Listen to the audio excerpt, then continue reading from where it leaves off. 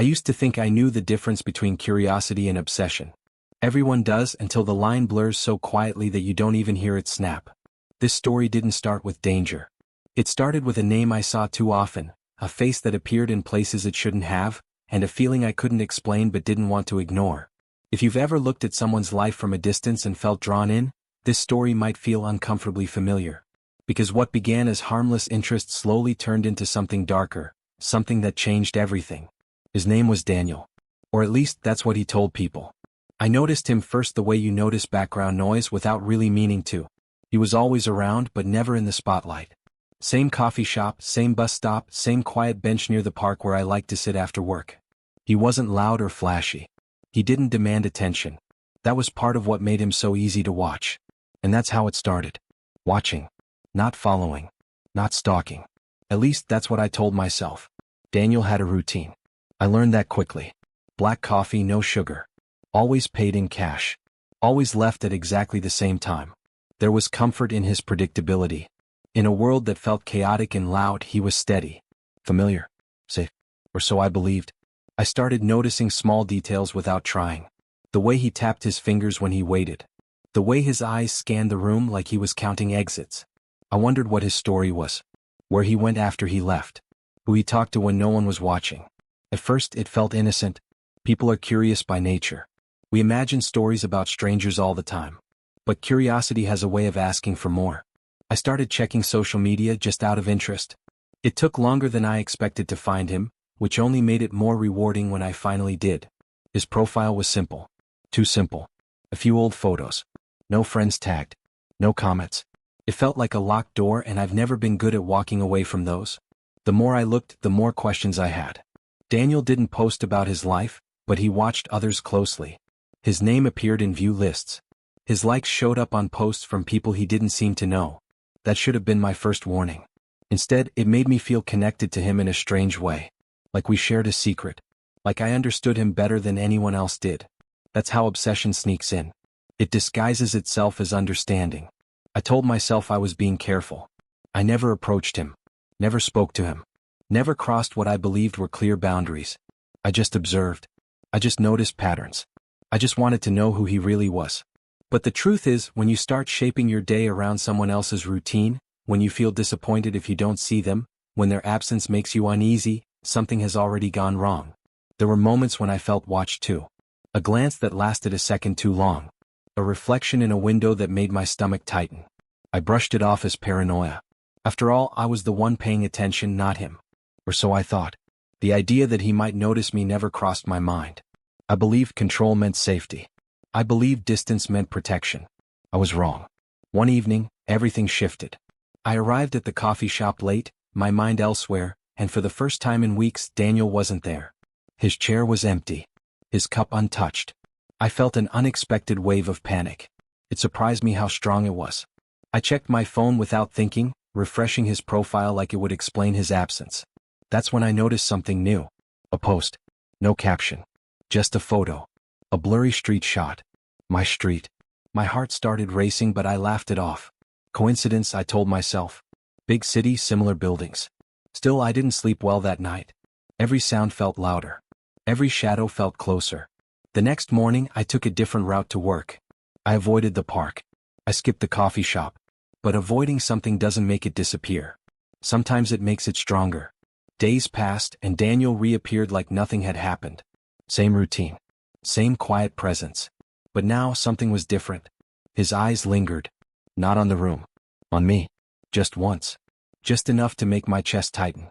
I realized then how little I actually knew. How much of him I had imagined. How dangerous it is to build stories about people without their consent. I tried to pull back. I told myself to stop looking, stop watching, stop caring. But once a line is crossed, it doesn't erase easily.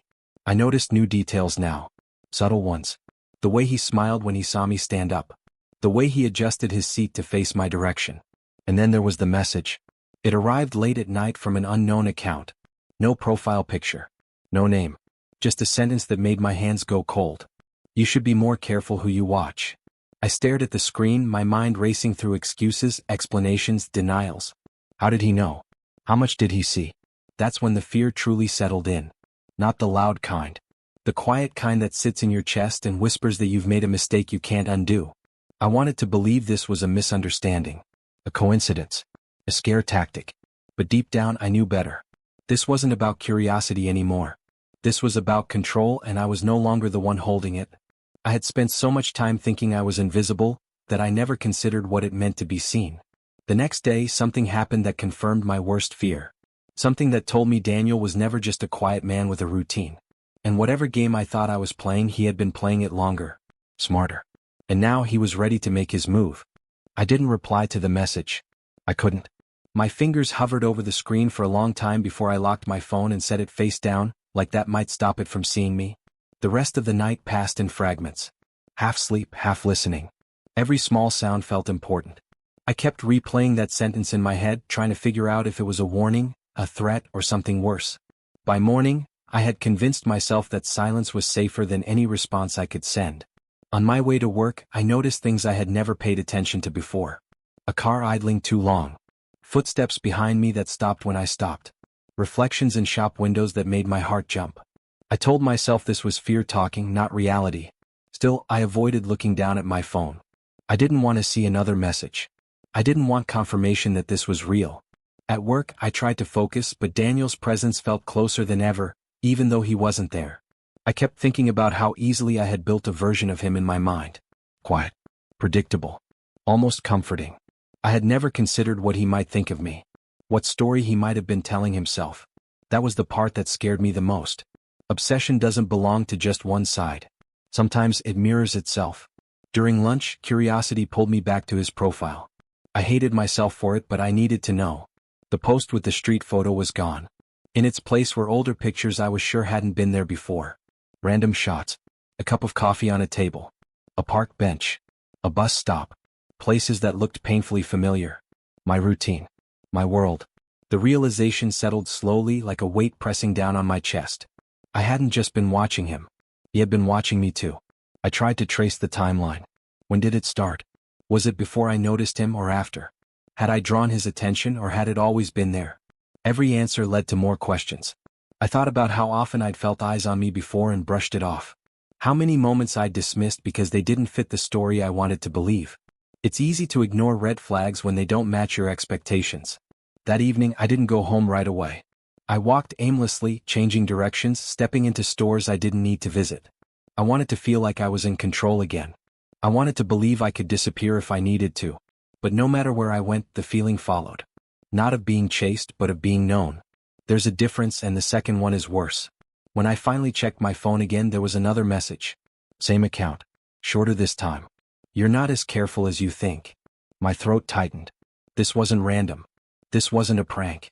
This was someone paying attention to details I didn't even realize I was giving away. My routine. My habits. The same things I had once found comforting about Daniel were now turned against me. I thought about going to the police, but what would I say? That I had been watching a stranger and now felt watched in return? That someone online knew my movements? Without proof, it sounded like paranoia. And there was something else holding me back. A quiet sense of guilt. I had crossed a line first. Admitting that felt dangerous in its own way. The next morning, I forced myself back to the coffee shop. Avoiding it only made the fear stronger. I needed to see him. To understand. To remind myself he was just a man, not the shadow I had built in my head. When I walked in, my heart sank. Daniel was already there, sitting in his usual spot, holding his cup like nothing in the world was wrong. He didn't look at me right away. That was somehow worse. I stood in line, every nerve alert, feeling exposed under the fluorescent lights. When I finally turned toward the seating area, our eyes met. He smiled. Not a friendly smile. Not an angry one. Just a calm, knowing expression that made my stomach drop. It was the first time we had ever acknowledged each other, and it felt deliberate. I sat as far away as I could, pretending to scroll through my phone. I could feel his presence without looking. It's strange how the body senses danger before the mind fully accepts it. Minutes passed in silence. Then he stood up. Slowly. He walked past my table, close enough that I caught the faint scent of his cologne. He paused for half a second and spoke, his voice low and even. "You should try the other exit," he said. "Less crowded." That was all. He left before I could respond. I stayed frozen in my chair long after the door closed behind him. It wasn't a threat. It wasn't advice. It was proof. Proof that he knew my patterns. Proof that he was thinking steps ahead. Proof that whatever this was, it wasn't over. Over the next few days, small things kept happening. My social media settings changed without my memory of doing it. A photo I didn't remember posting appeared briefly before disappearing again. A delivery arrived at my apartment addressed only with my first name. Inside was nothing but a receipt, blank except for the date and time I usually got home. Each incident on its own could be explained away. Together they formed a pattern I couldn't ignore. I stopped telling myself this was coincidence. I stopped pretending I was just imagining things. But I also stopped feeling like a victim. Fear mixed with something else now. Determination. I wanted answers. I wanted to know who Daniel really was, and why he seemed so comfortable letting me know he had the upper hand. Still, every instinct warned me not to push too hard. Some secrets aren't meant to be uncovered all at once. Late one night, as I sat in the dark with my phone glowing in my hands, a new message appeared. Longer this time. More personal. It referenced a moment I had never shared with anyone. A private thought. A quiet fear. My breath caught as I read it, realizing just how deep this went. Daniel wasn't just watching my actions. He was learning me. At the bottom of the message was a final line that made my blood run cold. You wanted to know who I am, it read. Be careful what you ask for. I stared at the screen, knowing that whatever happened next would change everything. I didn't answer that message either. By then, silence had become my only defense, even though it felt thin and unreliable. I started keeping my phone on airplane mode at night, telling myself it was for sleep, not fear. Still, I woke up every few hours, my mind alert, listening for sounds that didn't belong. The apartment I once felt safe in now felt temporary, like a place I was borrowing rather than owning. I began to think about Daniel differently. Not as the man from the coffee shop, but as a presence woven into my life. He existed in the gaps between moments, in the pauses when nothing happened but something could. I replayed every interaction, every glance, every detail I'd ignored. The way he always seemed aware of his surroundings. The way he never looked surprised. I wondered how many people had mistaken his calm for harmlessness. I decided to talk to someone, but not about everything. Just enough to test how it sounded out loud. I met my friend Maya for dinner and mentioned that I felt like someone online was paying too much attention to me. She laughed at first, not cruelly, just lightly, the way people do when they don't want to imagine danger. But when I mentioned the messages, her smile faded. That's not normal, she said. You should block them. I nodded, even though I already knew blocking wouldn't make a difference. People like Daniel didn't disappear when ignored. They adapted. I didn't tell her about the coffee shop. I didn't tell her his name. Some part of me wanted to protect her from being pulled into this. Another part wanted to keep control over the story the way I never really had before. The next day my routine shifted without me planning it. I took earlier buses, later buses, walked longer routes. I changed my schedule, hoping unpredictability would give me space to breathe. Instead, it felt like I was erasing myself piece by piece. The strange part was that Daniel didn't react right away. No messages. No signs. The quiet felt intentional, like he was letting me tire myself out. One afternoon, I noticed a woman sitting across from me on the bus. She kept glancing in my direction, her expression unreadable. I told myself I was projecting, that fear was coloring everything. But when she got off at my stop, my chest tightened. She walked ahead of me, then slowed down, letting me pass. As I did, she leaned in slightly. He doesn't like it when you change things too much, she whispered. I stopped walking. When I turned around, she was already gone, swallowed by the crowd. My hands were shaking so badly I had to sit down on the nearest bench. That was the moment I realized this wasn't just between Daniel and me. There were layers I couldn't see. Other perspectives I hadn't considered. Other people who knew pieces of him I didn't. For the first time, I wondered if Daniel was the kind of man people warned each other about quietly.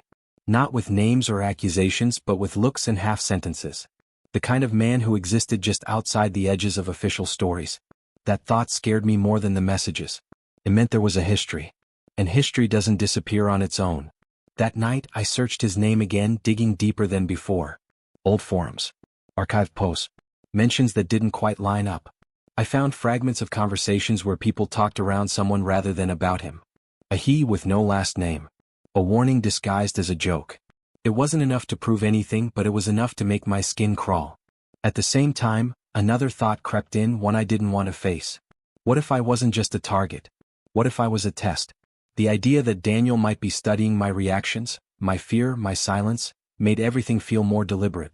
like I was part of a pattern he'd repeated before. The worst part was not knowing how those patterns usually ended. I started writing things down. Times, messages, small incidents that felt connected. Not because I planned to show anyone yet, but because I needed to hold on to reality. When tension builds slowly, it's easy to doubt yourself.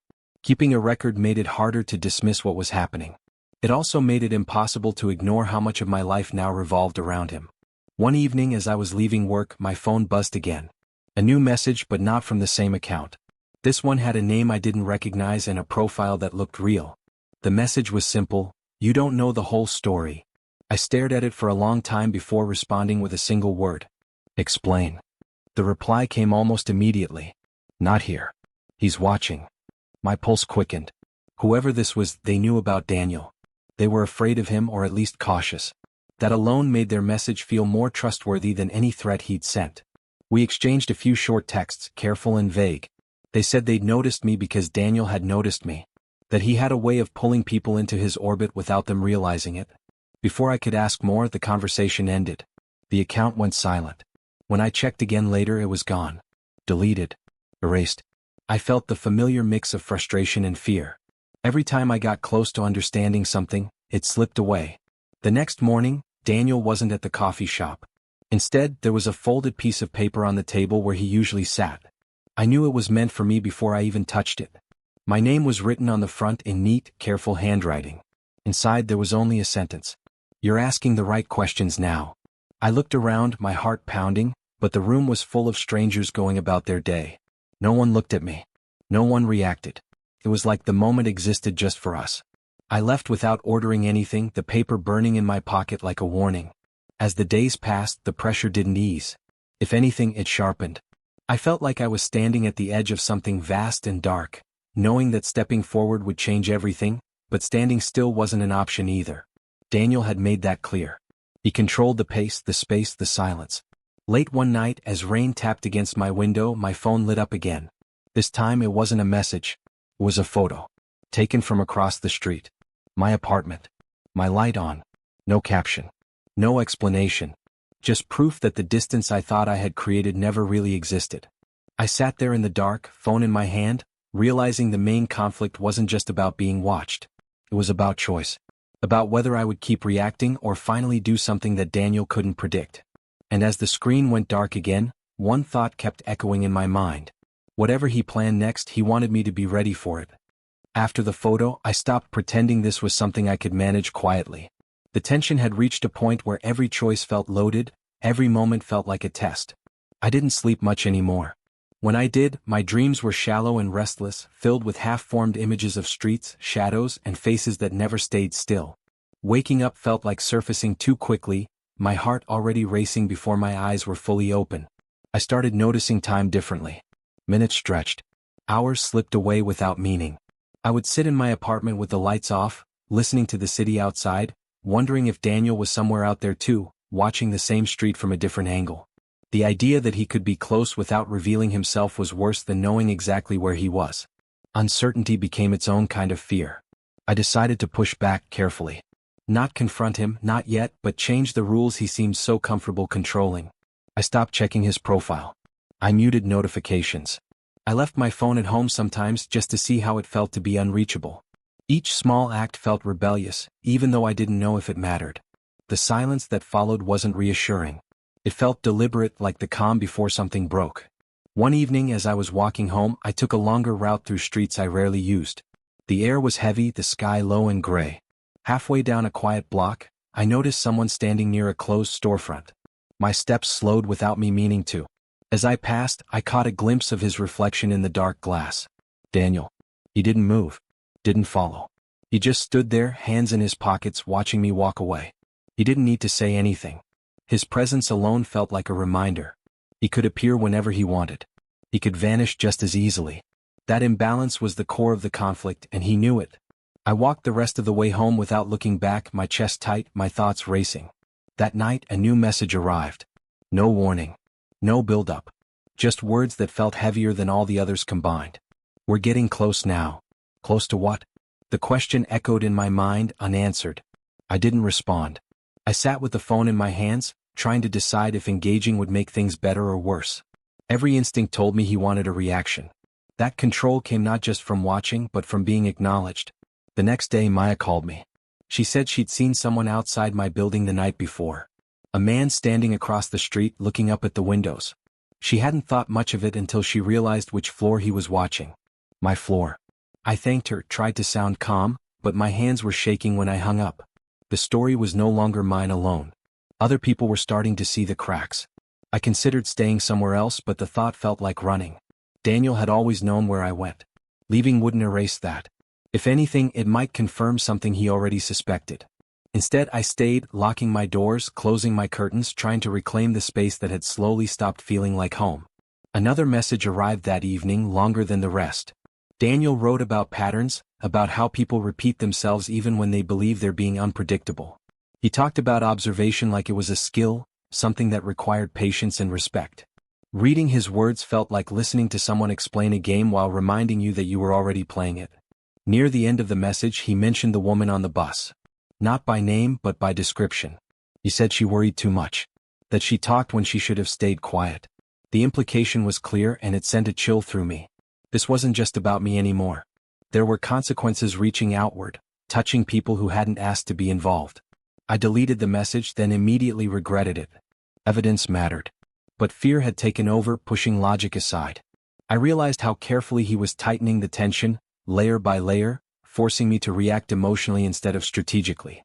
That awareness didn't give me power, but it gave me clarity. He wanted me off balance. Late one night, I received a call from an unknown number. I let it ring until it stopped, my heart pounding. Seconds later, a text appeared. Next time, answer. The pressure was unbearable now. Every silence felt like provocation. Every sound outside made me flinch. I began to wonder if this was the point. If the climax he was building toward wasn't about a single moment, but about wearing me down, reshaping my choices until they aligned with his expectations. Then something unexpected happened. A message came through from the account that had warned me before, the one that had disappeared. Different username this time. Same tone. You don't have much time. I replied immediately, my fingers flying across the screen. What does he want? The response took longer this time. Long enough for doubt to creep in. When it finally arrived, it was brief. Control. And an ending he can predict. My stomach dropped. An ending. The word felt final, even without explanation. I asked where they were, if we could meet, if they knew how to stop this. The typing indicator appeared, then vanished. When the message came through, it was the last thing I expected. He's already decided where it happens. Before I could ask anything else, the account went silent again. Gone. Just like before. I sat there staring at the screen, the weight of those words pressing down on me. Where it happens. Not if, not how. Where. The next morning, there was an envelope taped to my door. No stamp. No return address. Inside was a single card with a time and a place written in the same neat handwriting. A public space. Familiar. Somewhere I passed often without thinking. At the bottom, one final sentence. You don't have to come. But you will. I stood there for a long time, card in my hands, knowing the story was racing towards something inevitable. Every choice up to now had led here, whether I liked it or not. The main conflict wasn't hiding anymore. It was waiting for me out in the open. And as I closed the door behind me, one thought filled my mind, louder than all the fear. Whatever Daniel had planned, he believed he already knew how it would end. I didn't go to the place right away. I carried the card with me all day, folded and unfolded so many times it began to soften at the edges. Every hour that passed made the choice feel heavier. The more I thought about it, the clearer it became that this wasn't an invitation. It was a checkpoint. Whether I showed up or not would tell Daniel something about me, and whatever it told him would shape what came next. I tried to live normally, but nothing felt normal anymore. The city looked different, like a stage set I had walked onto without rehearsing my part. People passed me on the street, laughing, arguing, checking their phones, unaware that my world had narrowed to a single decision. I wondered how many of them carried quiet battles like this, invisible until they weren't. By afternoon, my phone buzzed again. Not a message this time, but a calendar notification I hadn't created. The time and place from the card were already saved, highlighted, impossible to ignore. My breath caught. That meant access. To my phone, my accounts, my private space. The realization sent a fresh wave of fear through me. Daniel wasn't just watching from the outside. He had found ways in. That was the second twist, the one that changed everything. Until now, I had believed there were still barriers between us. Screens. Distance. Silence. But those barriers were thinner than I thought. The control he wanted wasn't physical. It was psychological. He wanted to live in my head, guide my reactions, make himself unavoidable. I rushed home, locked the door, and powered everything down. Phone. Laptop. Tablet. The quiet that followed was unsettling but necessary. I sat on the floor, back against the couch, trying to slow my breathing. For the first time since this started, I allowed myself to feel angry. Not just afraid, but angry that he had inserted himself into my life without permission, twisted my curiosity into a weapon against me. As evening approached, something else began to bother me. The woman on the bus. The disappearing accounts. The warnings that came and went like ghosts.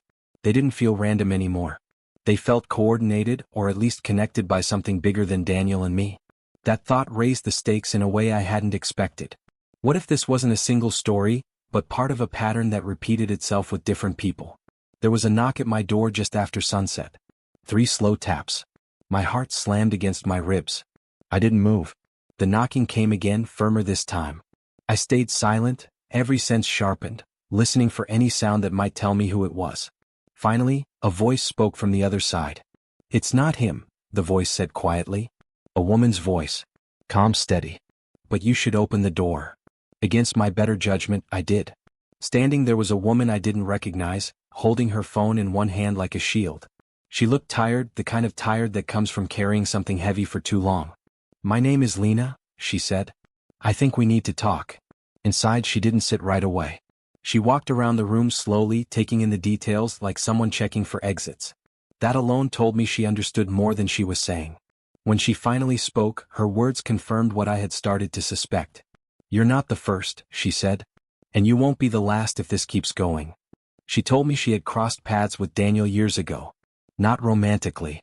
Not dramatically. Just briefly, in a way that seemed harmless at the time. She noticed him noticing her. The same pattern. The same quiet escalation. She said she'd ignored it until ignoring it stopped working. "What does he want?" I asked, my voice barely steady. Lena hesitated. "To prove something to himself," she said.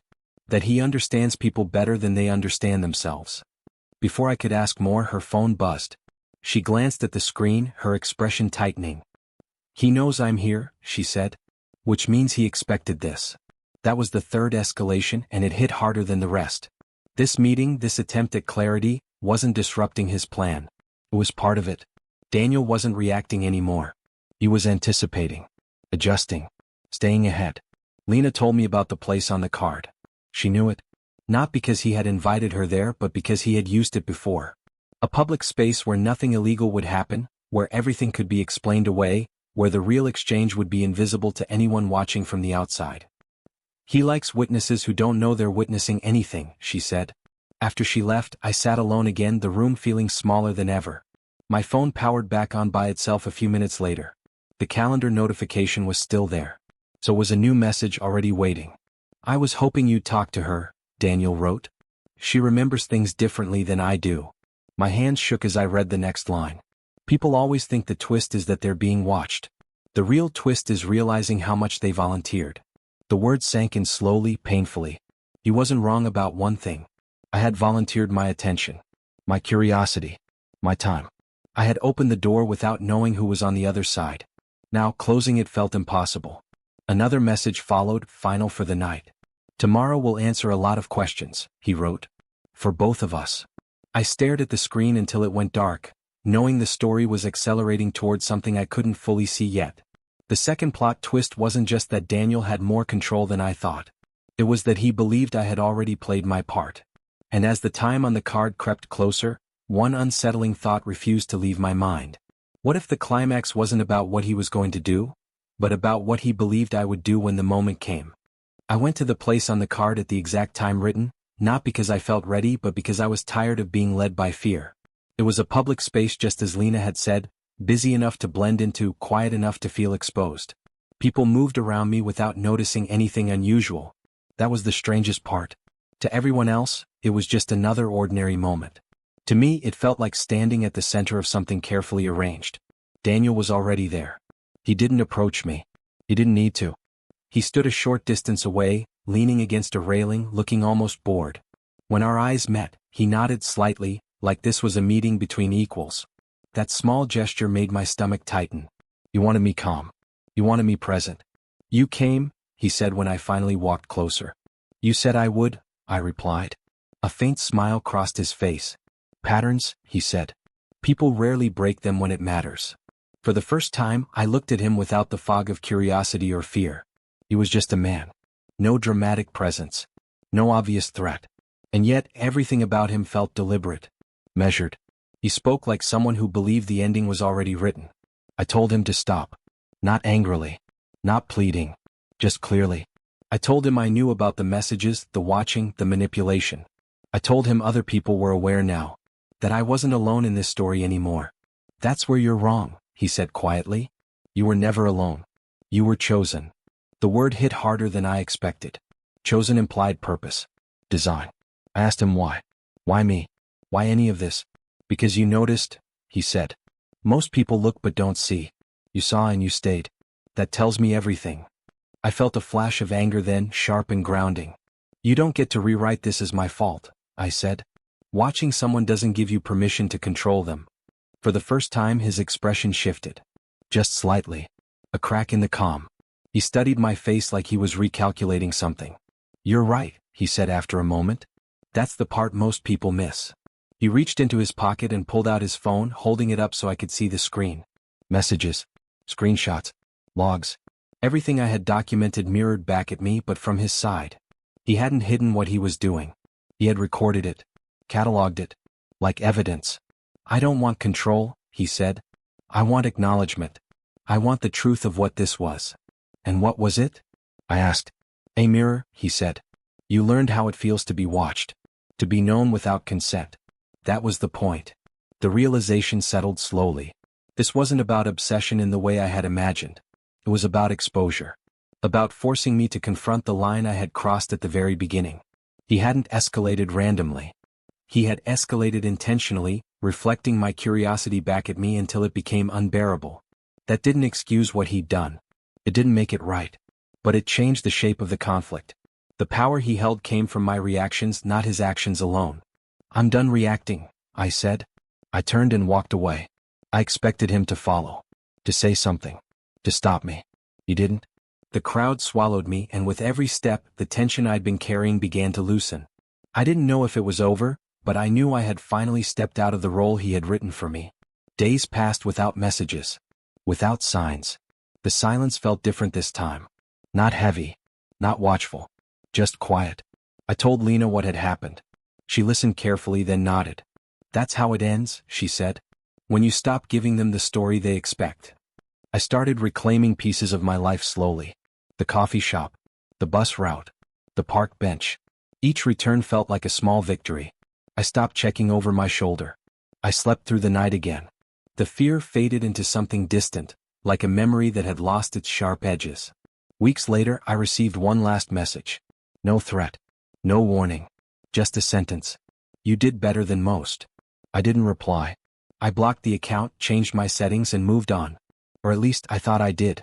Months later, while scrolling through comments on one of my videos, I noticed something strange. A username I didn't recognize had left a short comment. Neutral. Thoughtful. Insightful. It referenced a detail from my story I had never shared publicly. Not something obvious. Something small. Personal. My chest tightened. I clicked the profile. It was new. No photos. No posts. Just a single line in the bio. Observation teaches more than participation. I stared at the screen, my reflection faintly visible in the glass. The story felt finished, but the feeling didn't. That uneasy awareness. That quiet question. Had Daniel truly walked away, or had the role simply changed? I closed the app and set my phone down, understanding something I hadn't before. Curiosity isn't harmless. Attention is powerful. And once you learn how easily lines can blur, you never look at watching, or being watched, the same way again. I didn't respond to that comment, and I didn't delete it either. I left it there like a scar you stop hiding once it heals. For a while, every time I opened the app, my eyes went straight to that username. Each time it stayed silent. No new comments. No messages. Just stillness. And slowly the tight feeling in my chest began to fade. Life didn't snap back into place overnight. Healing never works that way. But it did move forward, one ordinary moment at a time. I settled into new routines, ones I chose intentionally. I still went to the coffee shop, but I sat by the window now, facing the street instead of the room. Not out of fear but awareness. I had learned that paying attention doesn't have to mean losing yourself. Lena and I stayed in touch. She told me more of her story over time, pieces she hadn't been ready to share before. About how long it took her to trust her instincts again. About the guilt she carried for not speaking up sooner. Talking to her helped me understand that this experience hadn't been unique, but it also wasn't destiny. It was a lesson, one that came at a cost but didn't have to define the rest of my life. I thought a lot about Daniel in those weeks. Not with curiosity anymore but with distance. I realized he thrived on attention, even negative attention. Control wasn't just about power, it was about relevance. When I stopped feeding that, truly stopped, the hold he had weakened. Whatever game he believed he was playing required participation. Without it, the game ended. I never saw him again. Not in the coffee shop. Not on the street. Not reflected in dark windows. Whether he moved on or simply faded back into the background of the city, I'll never know. And for the first time, I was okay with that. Closure didn't come from answers. It came from acceptance. The online world felt different after that. I became more careful with what I shared, but I didn't disappear. Instead, I spoke openly about boundaries, about how easy it is to confuse curiosity with entitlement. The response surprised me. People shared their own stories, quietly at first, then more openly. Stories about watching someone too closely. About realizing too late that attention can cross lines. That was when I understood the real takeaway from all of this. Stalking doesn't always look dramatic. It doesn't always start with bad intentions. Sometimes it begins with interest, with observation, with the belief that distance makes it harmless. But attention has weight. When it isn't mutual, when it isn't invited, it can become something dangerous before you even realize it. I also learned that being watched changes you. It sharpens your senses, but it can also shrink your world if you let it. The difference lies in choice. Fear tries to make decisions for you. Healing comes when you take that power back, slowly and deliberately. Months passed. The comment remained. Eventually, it blended into the background like everything else. It stopped feeling like a threat and started feeling like a reminder. Not of him, but of what I had survived and learned. I didn't need to know who was behind the screen anymore. Knowing myself mattered more. One evening, as I walked home under a sky washed in fading light, I caught my reflection in a storefront window. For a brief second, the old instinct kicked in, that jolt of awareness. Then it passed. I kept walking. The street was just a street. The moment was just a moment. That's how the story ends. Not with a dramatic confrontation or a final message, but with quiet understanding. With the knowledge that attention is powerful, boundaries matter, and curiosity must be handled with care. Because once you learn how easily lines can blur, you also learn how important it is to respect them. And if there's one thing this experience taught me, it's this. Never underestimate how quickly watching can turn into something else, and never forget that the safest distance is one built on respect, not obsession.